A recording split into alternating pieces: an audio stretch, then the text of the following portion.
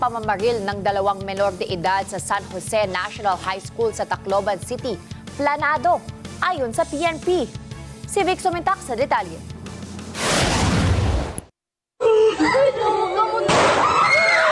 Naniniwala ang Philippine National Police na hindi biglaan kundi planado ang ginawang pamamaril ng dalawang minor de edad sa loob ng San Jose National High School sa Tacloban City na ikinasawi ng 3 biktima at ikinasugat ng 10 iba pa. Sinabi ni PNP spokesperson, Police Colonel Allen Reyco, na batay sa resulta ng investigasyon ng Police Regional Office 8, mayroong mga nakitang post sa social media ang dalawang suspect na nakilala lamang sa mga alias na Nash, 14 anyos at Rod, 15 anyos na may kaugnayan sa violent videos.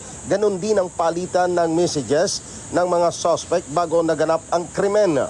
This could be connected to a bullying incident. Now, very important po dito yung sinabi natin na yung monitoring system ng student behavior.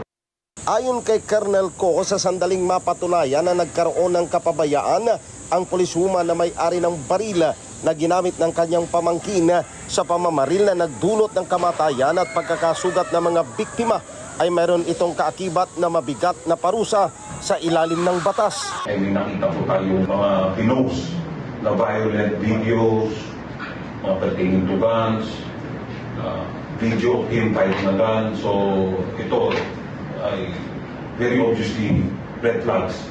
Batay sa report, ang 9mm Glock pistol ay naka-issue sa policewoman na naka-assign sa Police Regional Office 8 at ang 30th revolver ay nakapangalan sa isang security agency sa Cebu. Nangako ang PNP na lahat ng anggulo at may pananagutan sa nangyaring shooting incident ay kakalkalin ng mga investigador at maharap sa kasong administratibo at kriminal. Vic Sumintak para sa mata ng Agila, matatag, matapang, matapat.